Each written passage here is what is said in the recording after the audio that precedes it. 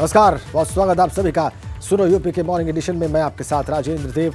शुरुआत करेंगे वाराणसी से आ रही एक बड़ी अपडेट के साथ। यात्रियों से भरी नाव वहां पर गंगा में पलटने की खबर आ रही है। बड़ी खबर, नाव पर सवार 30 यात्रियों को बचा लिया गया है। हादसे में 2 की हालत गंभीर है, एक को बीएचयू रेफर किया गया है। दशाश्वमेध थाना इलाके में हादसा हुआ है।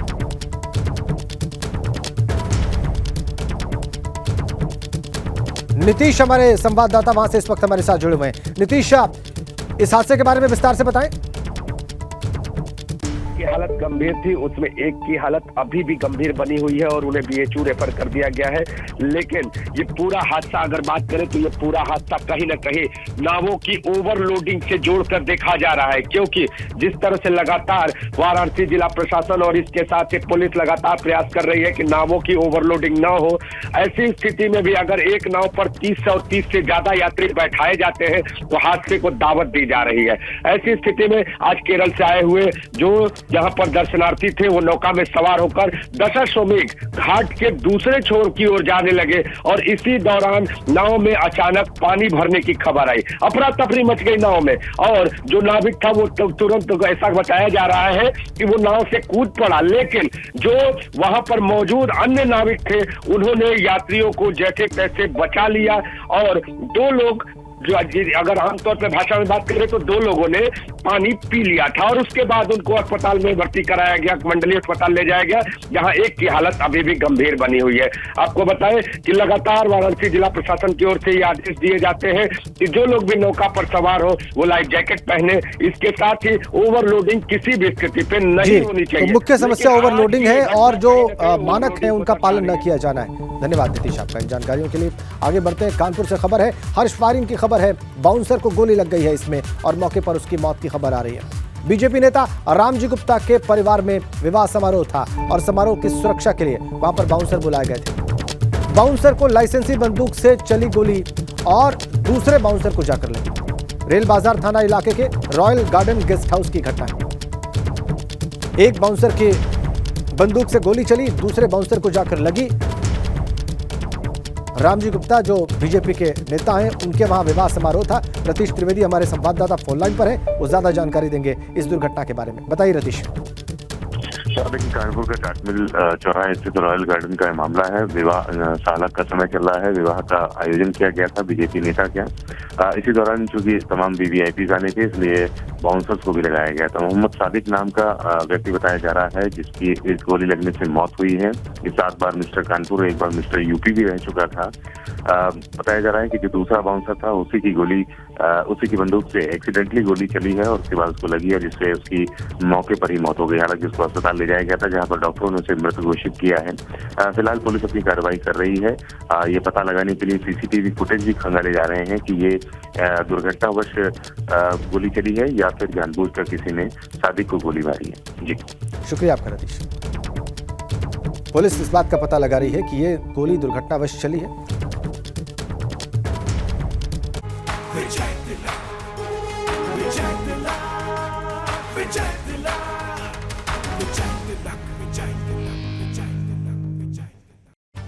खतौली विधानसभा उपचुनाव में राष्ट्रीय लोकदल और समाजवादी पार्टी गठबंधन का शक्ति प्रदर्शन है। आज चुनावी सभा को भी संबोधित करेंगे जयंत चौधरी जो आरएलडी के अध्यक्ष हैं, और इसके अलावा चंद्रशेखर आजाद गठबंधन प्रत्याशी मदन भैया के पक्ष में माहौल बनाने का आज प्रयास करेंगे। आरएलडी की ओर से संविधान दिवस जनसभा का भी आयोजन होगा। जयंत चौधरी और चंद्रशेखर आजाद समेत आरएलडी के सभी 8 विधायक इसमें शामिल होंगे। खतौली के मंडी क्षेत्र में सुबह 11 बजे जनसभा होगी। गठबंधन प्रत्याशी मदन भैया के लिए जयंत चौधरी ने पूरी ताकत झोंक दी। बड़ी अपडेट, खतौली में पूरा जोर लगा रही है राष्ट्रीय लोकदल। आइए कुछ महत्वपूर्ण तथ्य इस प्रचार के बारे में आपको बताएं। आरएलडी उम्मीदवार मदन भैया के समर्थन में आज प्रचार होगा, लगातार हो भी रहा है। आजाद समाज पार्टी और आरएलडी की जनसभा है आज खतौली में। आरएलडी की संविधान दिवस सभा भी जनसभा भी आज खतौली में होगी। इसके अलावा आरएलडी अध्यक्ष जयंत चौधरी एक जनसभा को संबोधित करेंगे। चंद्रशेखर आजाद भी जयंत चौधरी के साथ संबोधित करेंगे। गठबंधन के जो उम्मीदवार हैं मदन भैया, उनके लिए ये दोनों नेता वोट मांगेंगे आज। और आरएलडी के 8 विधायक भी इस जनसभा में मौजूद रहेंगे। इसी से आप अंदाजा लगा लीजिए कि कितना फोकस रहेगा वहां पर। जयंत चौधरी और चंद्रशेखर की मंडी क्षेत्र में ये जनसभा पूरी ताकत झोंकी जा रही है। खतौली उपचुनाव के लिए और आरएलडी के कैंडिडेट मैदान में है, गठबंधन में है समाजवादी पार्टी, चंद्रशेखर आजाद की पार्टी भी इस उम्मीदवार को यानी कि इस गठबंधन के उम्मीदवार को अपना समर्थन दे रही है और इसीलिए चंद्रशेखर आजाद भी जनसभा को संबोधित करेंगे। सीधा आपको वहीं लिए चलते हैं और वहां का ताजा हाल दिखाने और बताने के लिए इस वक्त हमारे साथ कनेक्ट हैं सनुज शर्मा, जो कि लगातार खतौली उपचुनाव के बारे में आपको जानकारियां दे रहे हैं। एक बार फिर से आपको वहां की तस्वीरें दिखाने जा रहे हैं और एक बार फिर से बताने जा रहे हैं कि कौन सी तस्वीरें इनमें से बड़ी होने वाली हैं आज दिन में। सनुज।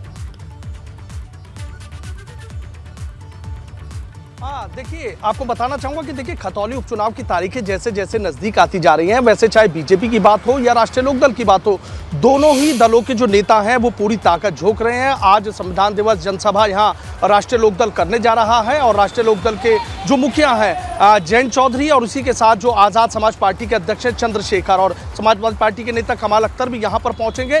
मंडी क्षेत्र में ये जनसभा होने जा रही है। पूरी राष्ट्रीय लोकदल ताकत दिखाने जा रहा है, ताकत झोंकने जा रहा है। जयंत चौधरी लगातार आपने देखा कि जिस तरीके से 21 गांवों में 2 दिन में लगातार उन्होंने जनसंपर्क किया। आज मंडी स्थल में उनकी एक बड़ी ये जनसभा होने जा रही है। इसी के साथ ही जयंत चौधरी के कई और कार्यक्रम भी लगे हुए हैं, यानी अपने प्रत्याशी मदन भैया के पक्ष में पूरी तरीके से एक जयंत चौधरी ऐसी घेराबंदी कर रहे हैं कि फूल को खिलने से रोका जा सके और यहाँ पर नल से इतना पानी निकाला जा सके कि एक इतिहास रच जाए। हालांकि उसमें कौन जीतेगा कौन हारेगा इसका फैसला तो कुछ वक्त बाद होगा, लेकिन इतना जरूर है कि खतौली का जो सियासी तापमान है वो खतौली का सियासी तापमान चढ़ा हुआ है। तमाम दिग्गज नेता आ रहे हैं। जयंत चौधरी की आज बात हो तो इस पर सबकी नजरें टिकी हुई हैं कि जयंत चौधरी जिस तरीके से बीजेपी पर हमलावर नजर आ रहे हैं, आज जयंत चौधरी आखिर मंच से ऐसा क्या बोलते हैं। चंद्रशेखर भी यहां पर पहुंच रहे हैं, आजाद समाज पार्टी के अध्यक्ष, वो मंच से ऐसा क्या बोलते हैं। क्योंकि यहां देखिए कि हर जाति बिरादरी को साधने की जो पूरी कोशिश है वो हर दल की तरफ से की जा रही है और कौन सा दल कितना कामयाब हो पाएगा ये आने वाला जो वक्त है वो तय करेगा। लेकिन आज जयंत चौधरी की ये बड़ी जनसभा यहां पर होने जा रही है जिस पर सबकी नजरें टिकी हुई है। राष्ट्रीय लोकदल के जो 8 विधायक हैं वो 8 विधायक भी पूरे गांवों का जिम्मा संभाले हुए हैं, वो भी आज यहां पर मौजूद रहेंगे। बड़ी संख्या में यहाँ पर जो लोग हैं वो पहुंचे, पूरी ताकत लगाई जा रही है वहां पर राष्ट्रीय लोकदल के द्वारा। ये आपकी बात से बिल्कुल साफ जाहिर। बहुत बहुत धन्यवाद सनुज आपका इस बातचीत के लिए और इन जानकारियों के लिए। तो आइए इस उपचुनाव के बारे में आपको और जानकारियां दें। भाजपा के बारे में आपको बताते हैं। भारतीय जनता पार्टी भी पूरी ताकत झोंक रही है। आज कैबिनेट मंत्री सूर्य प्रताप शाही और मंत्री असीम अरुण वहां पर चुनाव प्रचार करेंगे। पार्टी की प्रत्याशी राजकुमारी सैनी के लिए गांव-गांव जाकर ये दोनों मंत्री वोट मांगे। पूरी ताकत बीजेपी ने झोंक रखी है। खतौली विधानसभा उपचुनाव के लिए सीट उनकी ही थी, लेकिन विधायक को 2 साल की सजा होने के बाद इस पर उपचुनाव हो रहा है और इसीलिए भारतीय जनता पार्टी ने कोई कोर कसर बाकी नहीं रखी है। आइए इस चुनावी घमासान के बारे में आपको और महत्वपूर्ण जानकारियां देते हैं। भाजपा उम्मीदवार राजकुमारी सैनी का चुनाव प्रचार है आज और तमाम दिग्गज भारतीय जनता पार्टी के प्रचार में लगेंगे। खतौली में योगी मंत्रिमंडल के 2 दिग्गज मंत्रियों का चुनाव प्रचार आज होगा। इसमें कैबिनेट मंत्री सूर्य प्रताप शाही गांव-गांव जाकर चौपाल लगाएंगे, लोगों से वोट मांगेंगे। इसके अलावा कैबिनेट मंत्री असीम अरुण भी गांव में जनसंपर्क करेंगे। मंत्री हैं असीम अरुण, भाजपा की सरकार में, योगी सरकार में जनसंपर्क करेंगे। आज भाजपा उम्मीदवार के लिए गांव-गांव जाकर संपर्क करेंगे और लोगों के साथ चौपाल करेंगे गांव-गांव पे और राजकुमारी सैनी के लिए वोट देने की अपील करेंगे। यह है भाजपा का आज का प्लान चुनाव प्रचार का। 2 मंत्री, एक वरिष्ठ मंत्री हैं सूर्य प्रताप शाही और पहली बार विधायक बने असीम अरुण, रिटायरमेंट लेने के बाद मंत्री बनाए गए हैं, वो भी चौपाल लगाकर जनसंपर्क कर वोट मांगेंगे भाजपा उम्मीदवार के लिए। आइए अब मैनपुरी लोकसभा उपचुनाव की बात करते हैं। समाजवादी पार्टी ने पूरा जोर वहां पर लगा रखा है। सपा के अध्यक्ष अखिलेश यादव आज भोगांव के कस्बा बेवर में चुनाव प्रचार करेंगे। इटावा में आज वो डिंपल यादव के पक्ष में पूरा समाजवादी परिवार उतरेगा चुनाव प्रचार के लिए। शिवपाल के बेटे आदित्य और भतीजे अभिषेक जसवंत नगर में चुनाव प्रचार करेंगे। ये देखिए आप, आदित्य यादव और डिंपल यादव चुनाव प्रचार करते हुए और पूरा परिवार आज भी जुटेगा। आदित्य और भतीजे अभिषेक जसवंत नगर में चुनाव प्रचार करेंगे आज। जसवंत नगर शिवपाल यादव की विधानसभा सीट, वहां पर पूरी ताकत झोंकेंगे समाजवादी परिवार के लोग और इसमें सबसे आगे दिखाई देंगे आदित्य यादव।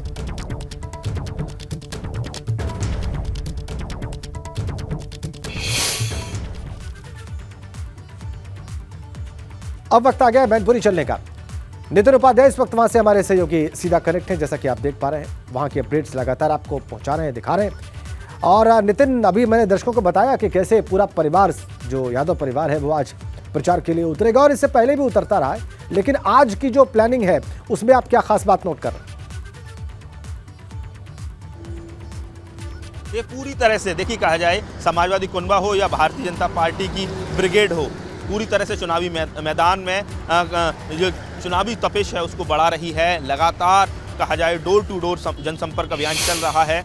आज एक तरफ समाजवादी पार्टी के जो राष्ट्रीय अध्यक्ष हैं अखिलेश यादव भोगांव रहेंगे, डिम्पल यादव मैनपुरी रहेंगी जो प्रत्याशी हैं, और शिवपाल सिंह यादव करहल रहेंगे, तो वहीं उनके बेटे आदित्य और उनके कज़न ब्रदर अभिषेक और अंशुल जसवंत नगर रहेंगे। तो कुल मिला के कहा जाए पूरा परिवार, पूरा कुनबा ने अलग अलग क्षेत्र बांटकर वो लगातार चुनाव प्रचार प्रसार कर रहे हैं, समर्थन मांग रहे हैं। कल भी लगातार शिवपाल सिंह यादव हों, अखिलेश हों, जगह जगह उनका जनसंपर्क अभियान रहा।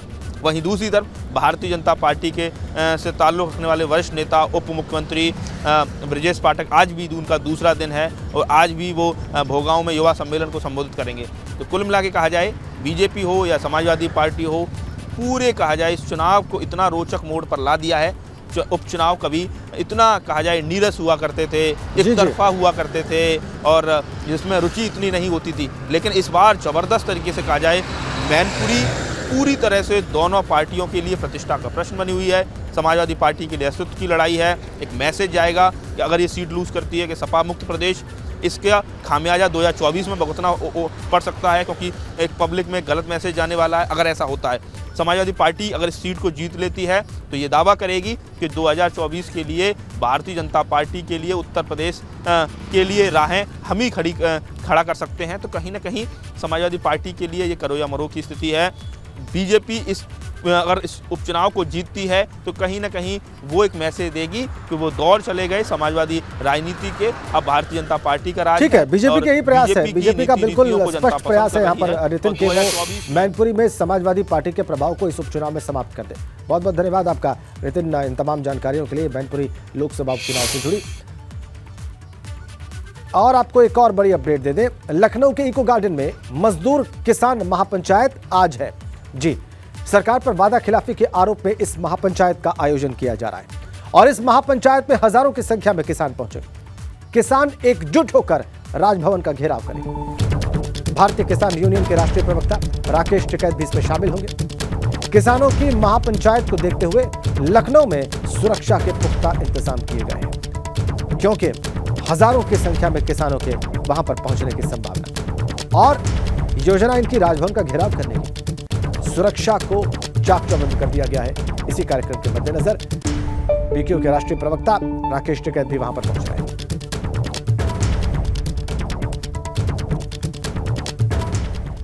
आइए आपको किसानों के इस हल्ला बोल के बारे में और विस्तार से बता देते हैं। आज है लखनऊ में किसानों की महापंचायत। इको गार्डन में इस महापंचायत का आह्वान किया गया है। सरकार पर इन किसानों का आरोप है वादा खिलाफी का। किसानों की राजभवन के घेराव की भी योजना है।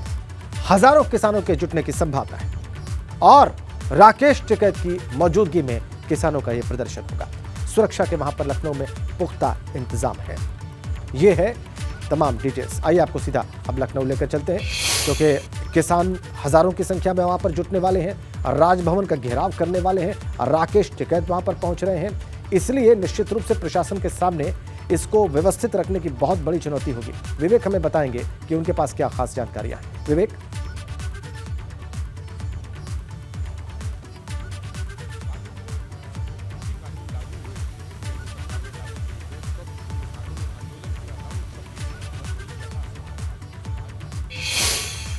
विवेक, हम आपके पास वापस आएंगे। आपकी आवाज किन्हीं तकनीकी कारणों से इस वक्त हमारे पास नहीं पहुंच रही है। अभी आपके पास वापस लौटेंगे हम और फिर से एक बार आप जो जानकारियां दे रहे हैं वो दर्शकों तक पहुंचेंगी। लेकिन एक बार फिर से अपने दर्शकों को बताएं कि ये किसान पंचायत जो है, महापंचायत, ये बड़ी होने जा रही है लखनऊ में और हजारों की संख्या में किसानों के वहां पर पहुंचने की संभावना है। सरकार पर वादा खिलाफी का आरोप लगा रहे हैं ये किसान और इसीलिए राजभवन का भी घेराव करने का प्लान है इन किसानों का। किसान कह रहे हैं कि जो उन पे केसेस दर्ज है, जो मुकदमे दर्ज है, वो वापस किए जाए। सिंचाई के लिए उनको फ्री बिजली दी जाए। गन्ना जो बकाया भुगतान है गन्ने का, वो किया जाए। सूखे का अब तक मुआवजा नहीं मिला है, वो किया जाए। और डीएपी खाद भरपूर मात्रा में उपलब्ध हो। ये तमाम मांगे हैं किसानों की। बारिश से खराब फसल का मुआवजा नहीं मिला है, उनको ये भी उनका आरोप। ये बड़े मुद्दे और आरोप हम आपको दिखा रहे हैं किसानों के। इन्हीं को लेकर आज किसान राजभवन का घेराव करने जा रहे हैं। हजारों की तादाद में लखनऊ पहुंच रहे हैं किसान, और इसलिए ये बड़ी चुनौती वहां पर पुलिस के लिए और प्रशासन के लिए, इसको दायरे में रखने की, इसको व्यवस्थित रखने की। वापस चलते हैं लखनऊ और प्रशासन की तैयारियों के बारे में और किसानों की तैयारियों के बारे में फिर से एक बार हमें बताने जा रहे हैं विवेक।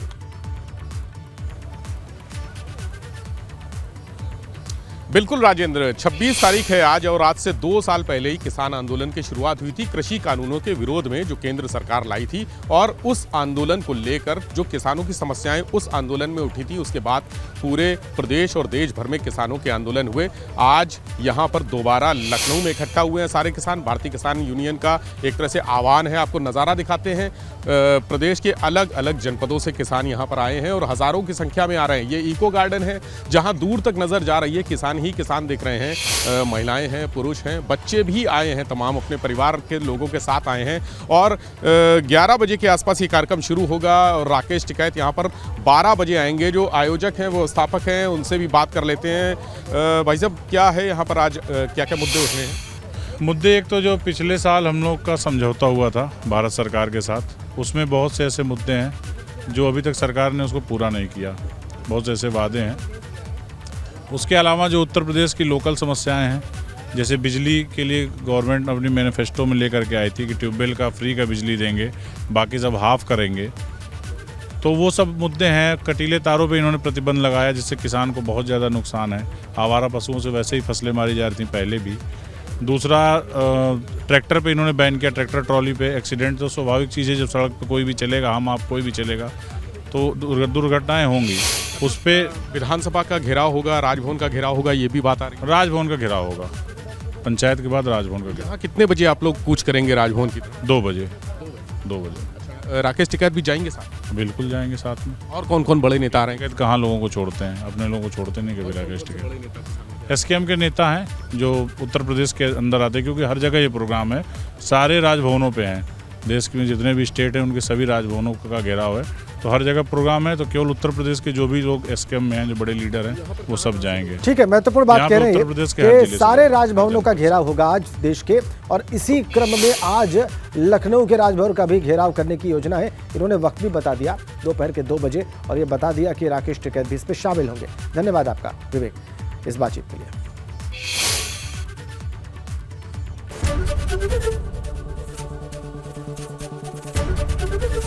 एबीपी गंगा, खबर आपकी, जुबान आपकी।